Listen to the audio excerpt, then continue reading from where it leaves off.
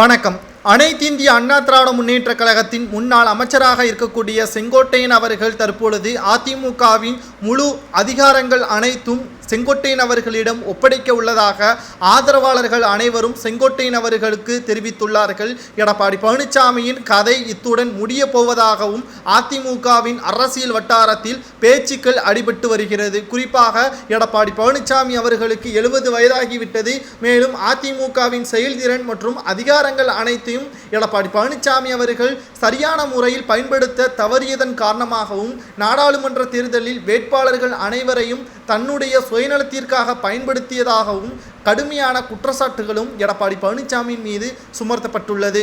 குறிப்பாக எடப்பாடி பழனிசாமி அவர்கள் அதிமுகவின் தலைமை ஏற்றதிலிருந்து தற்பொழுது வரை மிகப்பெரிய ஒரு தோல்வியை தான் அதிமுக தழுவியுள்ளது. மேலும் இது தொடர்ந்தால் 2026 சட்டமன்ற தேர்தலில் ஆட்சி நிச்சயமாக மீண்டும் கையை விட்டு நகலும். அது மட்டுமல்ல, எதிர்க்கட்சி அந்தஸ்தை கூட இழக்க நேரிடும். இதில் எந்த ஒரு மாற்று கருத்துமே கிடையாது. மேலும் புரட்சி தலைவி ஜெயலலிதா அவர்களை வீட்டில் சந்திப்பது போல் எடப்பாடி பழனிசாமியும் அவரை பார்க்க வேண்டும் என்றால் அவரது வீட்டிற்குத்தான், அதுவும் சேலத்திற்குத்தான் போய் செல்ல வேண்டும். ஏனென்றால் அவர் சென்னையில் தங்க மாட்டாராம், அவரது சொந்த வீட்டில்தான் தங்குவாராம் என்ற பல விமர்சனங்களும் எடப்பாடி பழனிசாமி அவர்கள் மீது முன்வைக்கப்பட்டது. இது ஆரம்பத்திலிருந்தே முன்வைக்கப்பட்டுதான் வருகிறது. குறிப்பாக பொதுச் செயலாளர் பதவி ஏற்றதிலிருந்து தற்பொழுது வரை அவரை பார்க்க வேண்டும் என்றால் அவருடைய சொந்த ஊரான சேலத்தில்தான் சென்று பார்க்க வேண்டும் என்று கடுமையான விமர்சனங்களும் எடப்பாடி பழனிசாமி மீது எழுப்பப்பட்டன.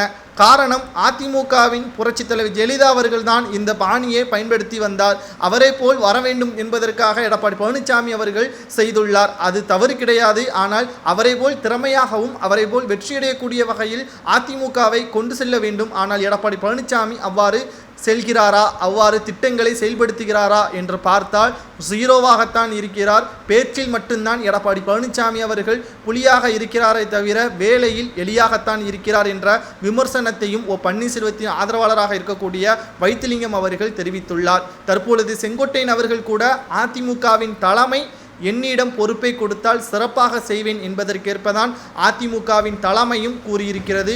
மீண்டும் எடப்பாடி பழனிசாமி அவர்கள் பொதுச் செயலாளராக வேண்டவே வேண்டாம் என்பதற்கேற்ப நிர்வாகிகள் செங்கோட்டையன் அவர்களிடம் கூறியுள்ளனர். உங்களது கருத்துக்களை கூறுங்கள். நிர்வாகிகள் அனைவரும் செங்கோட்டையனுக்கு ஆதரவு தெரிவிப்பது சரியா அல்லது எடப்பாடி பழனிசாமியே அதிமுகவின் தலைமை ஏற்கலாமா என்பதை பற்றி மறக்காம உங்களுடைய கருத்துக்களை கமெண்ட் வாயிலாக கூறுங்கள். நன்றி, வணக்கம்.